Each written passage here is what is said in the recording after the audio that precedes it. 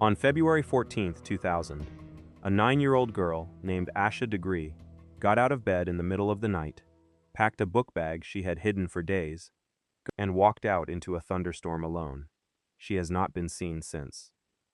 For 24 years, this was the kind of case that ages out of the news. A missing flyer that fades on a telephone pole, a name people stop searching. Then, in September of 2024, FBI agents and county investigators pulled up to a property less than 2 miles from where Asha was last seen, and they started digging. What they found: a car hidden for over 20 years, DNA that didn't belong to a single member of Asha's own family, and a teenage girl who investigators believe was seen digging a chest-deep hole in her backyard, turned a missing child case into a homicide investigation.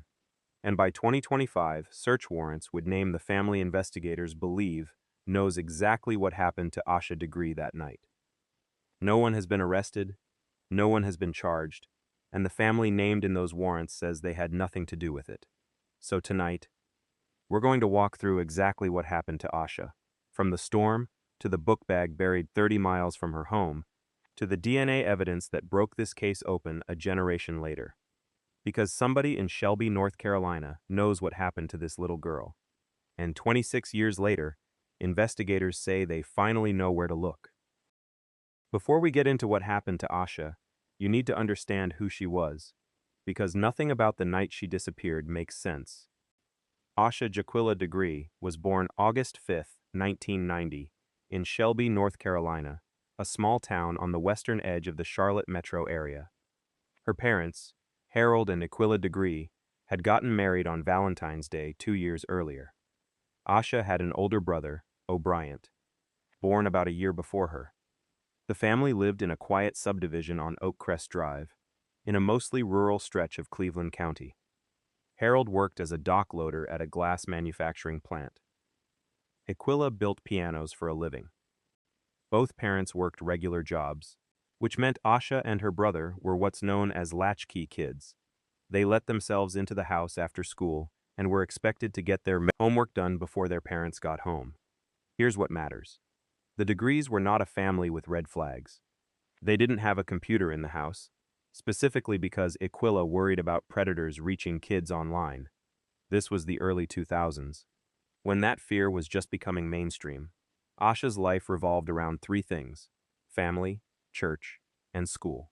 Her mother would later describe her as cautious almost to a fault, a kid who was scared of dogs, who stayed close to the rules her parents set, who showed no signs of wanting to run from anything. Asha was in 4th grade at Falston Elementary School. She played point guard on her school's basketball team, and by all accounts, she was good at it. A real competitor. 2 nights before she disappeared, her team lost its first game of the season, and Asha fouled out. She cried about it with her teammates afterward, the way any 9-year-old would. By the next day, she seemed to have shaken it off. She watched her brother's game later that same evening.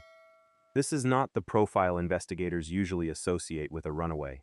No conflict at home, no trouble at school, no reason to leave. Which is exactly what made the next 48 hours so disturbing. Sunday, February 13, 2000, started like any other weekend for the Degree family. Asha and O'Brien went to church with relatives, then came home. Around 8 p.m., both kids went to bed in the room they shared. Less than an hour later, the power went out across the neighborhood after a car accident nearby. It came back on around 12:30 a.m., and when it did, Harold Degree checked on his kids. Both Asha and O'Brien were in their beds, asleep. He checked one more time, just before he went to bed himself.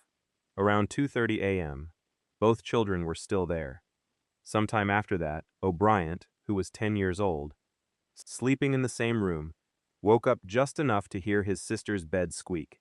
He assumed she was just shifting in her sleep. He didn't get up. He didn't think anything of it. What we now believe happened next is this. Asha got out of bed, picked up a book bag she had packed in advance, one she'd apparently been hiding for days, and walked out of the house alone, into a storm, in the middle of the night. Between 3:45 and 4:15 a.m., 2 separate people driving along North Carolina Highway 18 reported seeing a small child walking alone in the rain. One was a truck driver. The other was a motorist who said it struck him as deeply wrong. A child that small, out by herself, in that kind of weather, at that hour. He turned his car around to check on her. He circled back not once, but 3 times. When he got close, Asha ran. She left the road and disappeared into the woods along the highway, into what witnesses described as a full storm.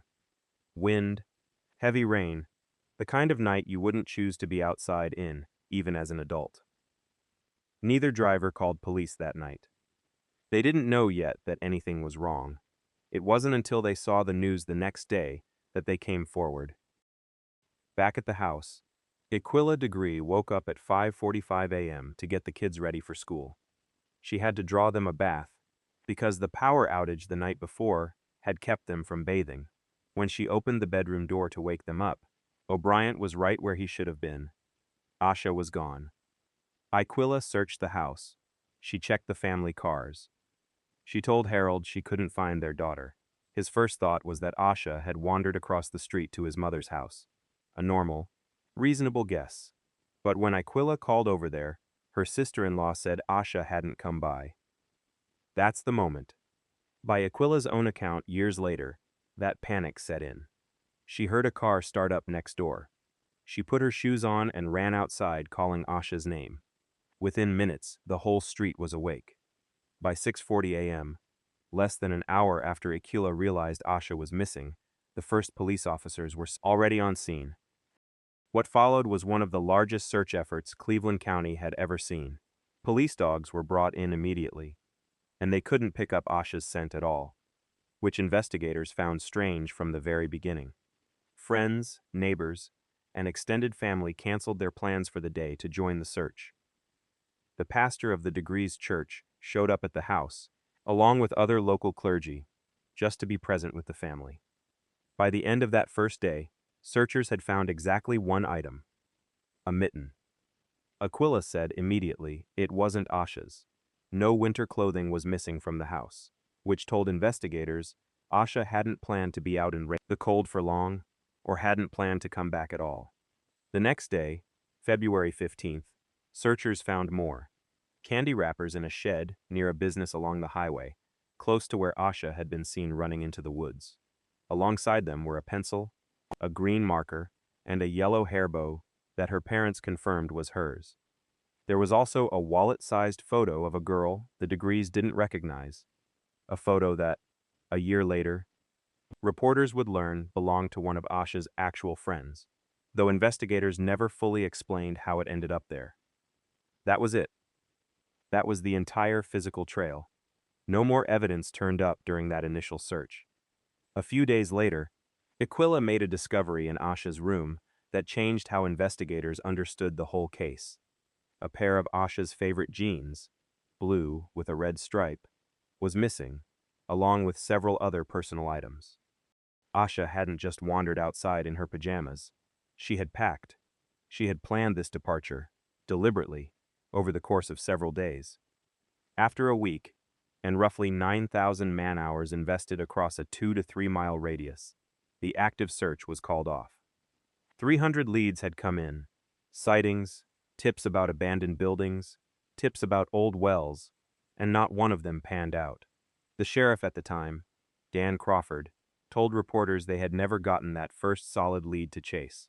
And this is the part that should stick with you. Investigators were genuinely stumped on motive. Asha didn't fit the profile of a runaway.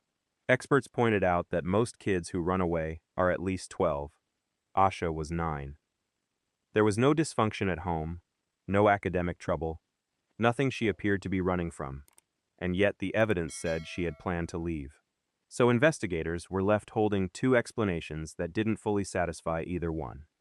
Either a 9-year-old planned and executed her own disappearance for reasons no one around her could identify, or someone got to her, either luring her out or intercepting her once she was already on that road, alone, in the dark.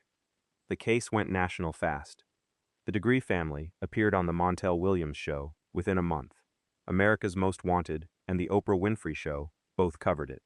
By March, Police had put up a full-size billboard along Highway 18, right near where Asha vanished into the woods, and that billboard is still standing today. For a year and a half, there was nothing. Then, in August of 2001, a construction worker about 26 miles north of Shelby, near the town of Morganton in Burke County, also along Highway 18, found something wrapped in 2 black trash bags, buried at a job site. It was Asha's book bag. Her name and phone number were written inside it.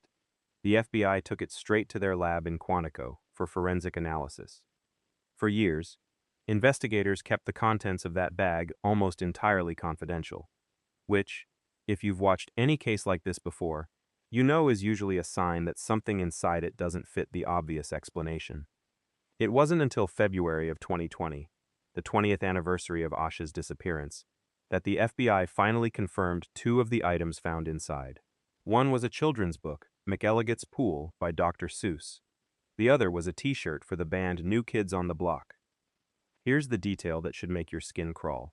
Neither of those items appears to have belonged to Asha before that night. The book had been checked out from the library at her own elementary school. Someone else's property ended up in her bag, 30 miles from where she vanished, buried at a construction site that had no obvious connection to her or her family. Investigators have spent 2.5 decades trying to figure out who put those items there and why, because whoever buried that book bag almost certainly knows what happened to Asha after she ran into those woods. For the next 2 decades, this case lived in a strange limbo, never closed, never solved, occasionally resurfacing with a new lead that always ended the same way, nowhere. In 2004, acting on a tip from a jail inmate, investigators dug at an intersection in nearby Lawndale. The bones they found turned out to belong to an animal.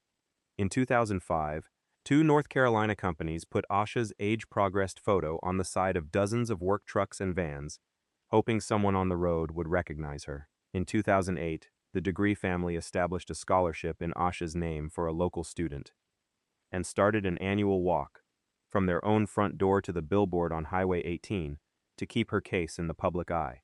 They later moved the date off Valentine's Day itself, because they didn't feel it was fair to make that day a somber occasion for the people who showed up to support them.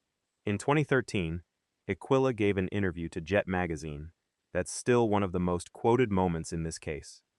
She pointed out, directly, that Asha's disappearance never received the kind of sustained national media attention that cases involving missing white children routinely got. She wasn't speculating. She'd lived it for 13 years by that point, watching newer cases eclipse her daughters in coverage within days. We'll come back to that pattern later in this video, because it's a thread that runs through this entire case. Through all of it, the Degree family kept building. The scholarship fund alone has put multiple Cleveland County students through school in Asha's name. The annual walk has drawn hundreds of participants some years, including people with no personal connection to the family who simply wanted to make sure Asha wasn't forgotten. That's the part of this story that almost never makes it into the headlines. Not just the search for an answer, but the quiet 20-year discipline of a family that refused to let their daughter become a statistic. In February 2015, the FBI formally reopened the investigation, re-interviewing witnesses 15 years later and offering a $25,000 reward. A community group added another $20,000 on top of that. In May 2016, the FBI's reinvestigation produced its first real new lead in years. A witness recalled Asha possibly being seen getting into a dark green car from the early 1970s, either a Lincoln Continental Mark IV or a Ford Thunderbird of the same era, along Highway 18, later on the night she disappeared. The car reportedly had rust around the wheel wells. Hold on to that detail. We're coming back to it. In September 2017, the FBI's Child Abduction Rapid Deployment Team, a specialized unit, spent 10 days in Cleveland County, working the case directly alongside local investigators. By that point, agents had conducted roughly 300 interviews since reopening the case 2 years earlier. In October 2018, detectives went public again, specifically asking for help identifying the source of that book and t-shirt from the book bag, and in November 2020, an inmate named Marcus Mellon already serving time for sex crimes against children, wrote a letter claiming he knew where Asha's remains were. 2 months of investigation later, the sheriff announced it was another dead end. 20 years, hundreds of interviews, multiple reward increases, national television coverage, and still, as of 2021, nothing close to an answer. Then, in September of 2024, that green car came back into the story, and this time, it had an address attached to it. Before we get into what changed everything in 2024, it's worth laying out the theories investigators were actually working with for 2 decades, because each one shaped where they looked, and where they didn't. Theory 1 was always the simplest, and the one investigators could never fully accept, that Asha ran away on her own, got lost or hurt in the storm, and died from exposure somewhere in those woods. The problem with this theory was always the same. 9-year-olds with stable, happy homes don't typically plan multi-day departures, and search teams with dogs and aerial support covered that immediate area exhaustively in the first weeks. If she'd simply gotten lost nearby, the evidence strongly suggests she would have been found. Theory 2 was a stranger abduction, someone unconnected to her life, who happened to be driving Highway 18 at 4 in the morning and either lured her into a vehicle or grabbed her after she ran into the woods. This theory was bolstered by the 2016 lead about the green vintage car, but for years it had no name, no face, and no connection to anything else in the case. Theory 3, which investigators reportedly looked at early and largely ruled out, involved people close to the family, and was set aside fairly quickly given the Degree's own cooperation and the absence of any motive within the household. For 24 years, none of these theories could be confirmed, because none of them had forensic evidence attached. That changed the moment DNA technology caught up to the case, specifically, the kind of trace DNA and familial DNA analysis that has cracked dozens of cold cases nationwide over the last decade. When investigators applied that newer forensic capability here, it didn't point toward a random stranger passing through. It pointed toward a specific address, less than 2 miles from where Asha was last seen. In September 2024, FBI agents and Cleveland County Sheriff's Office investigators executed search warrants on a property roughly 2 miles from where Asha was last seen, based, according to the Sheriff's Office, on physical evidence. No human remains were recovered that day, but investigators left with several items of interest, including a green 1964 AMC Rambler. Detectives noted that the Rambler had features strikingly similar to that 1970s Lincoln or Thunderbird witnesses had described back in 2016. Dark green color, the era-appropriate body style.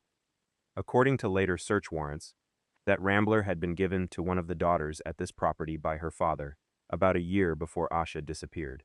The property belonged to a family named Dedmon, Roy Lee Dedmon, and Connie Elliot Dedmon, who, according to investigators, lived at 601 Cherryville Road with their 3 daughters at the time Asha went missing: Anna Lee, Lizzie, and Sarah.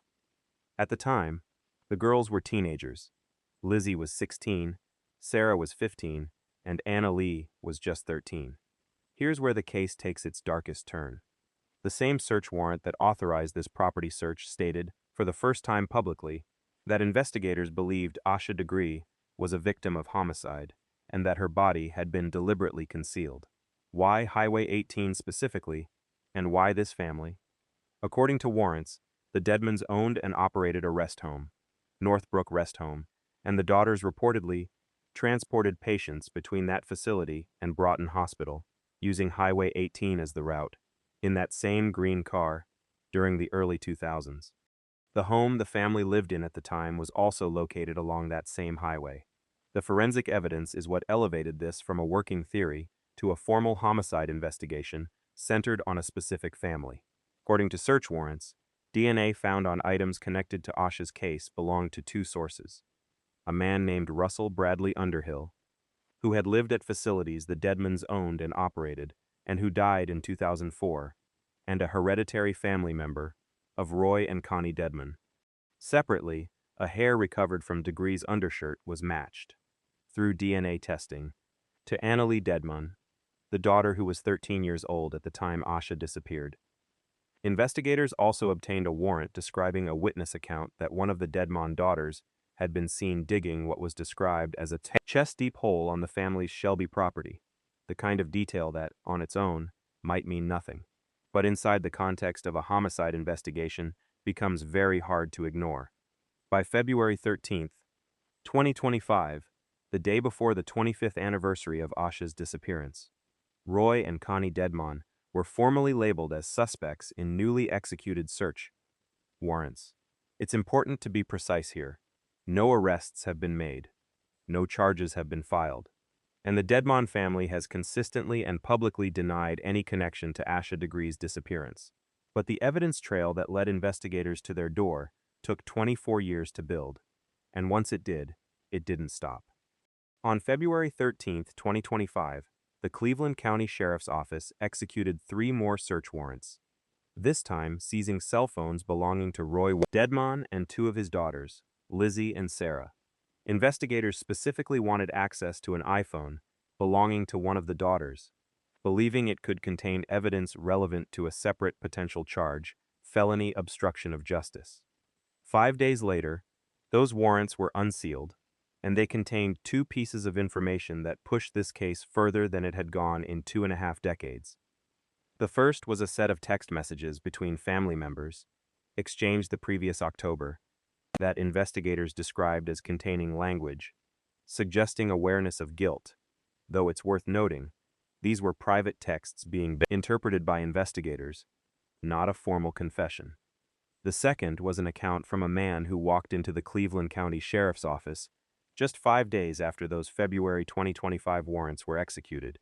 He told investigators that in the mid-2000s, he frequently spent time at bars and house parties with the 3 Dedmon sisters.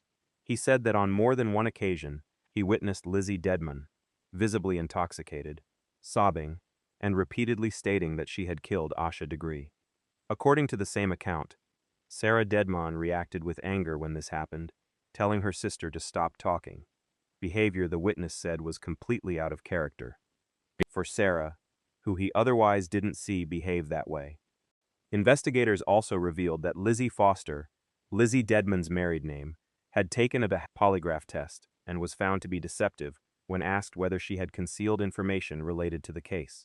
In the legal language of the warrants themselves, investigators noted that because the girls were minors at the time, 13 to 16 years old, any involvement in the crime or its concealment would almost certainly have required help from an adult. That's the basis for why Roy and Connie Dedmon, the parents, were named as suspects alongside their daughters. 2 months later, in April 2025, investigators searched yet another property. This one described in court filings as having once been owned by a prominent figure connected to the case, and still, no arrests, no charges. The family's attorney has declined to comment on most of these developments, and the Dedmons themselves have maintained, publicly and consistently, that they have no connection to what happened to Asha Degree.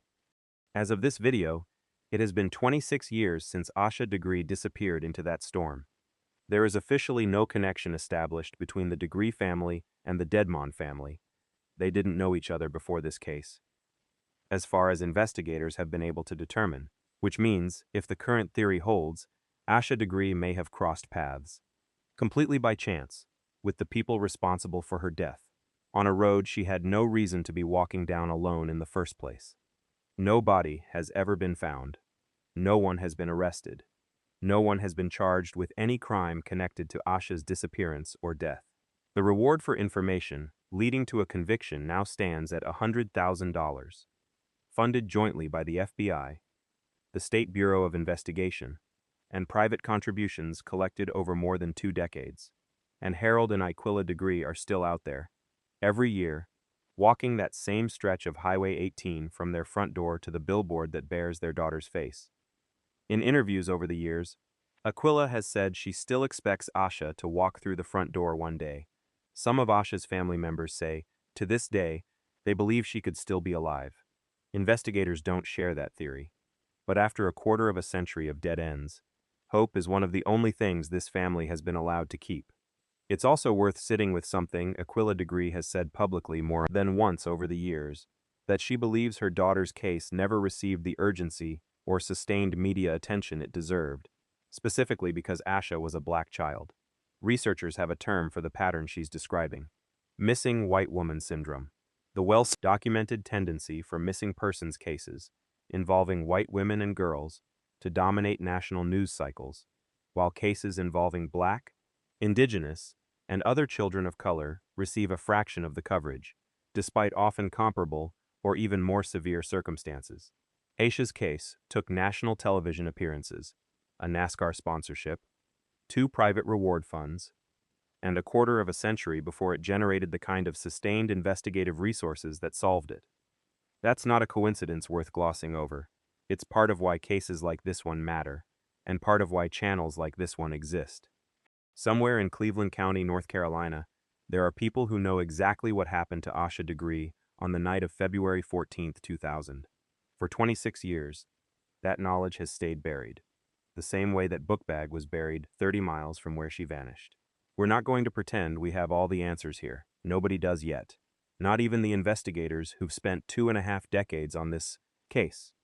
What we do know is that a 9-year-old girl who had every reason to come home safely walked out into a storm and never made it back, and that the people closest to solving it are closer now than they've ever been. If you have even the smallest piece of information about this case, the Cleveland County Sheriff's Office and the North Carolina SBI both still want to hear from you. Their numbers are in the description below, and that $100,000 reward is still active. Before you go, I want to know what you think. Based on everything investigators have laid out, do you think this family acted alone, or do you think there's someone else who hasn't been named yet? Drop your theory in the comments, because some of the most useful insight on cases like this has come from people just like you, paying attention. This is an active investigation, which means this story isn't over. The moment new search warrants drop, the moment anyone is named or charged, you're going to want to already be subscribed with notifications on, because we will be the first to bring it to you. Asha Degree was somebody's daughter, somebody's little sister, the starting point guard who cried after a loss and got back up the next day. That's who she was. Let's make sure that's who people remember, not just how her story ended, but who she was before it did.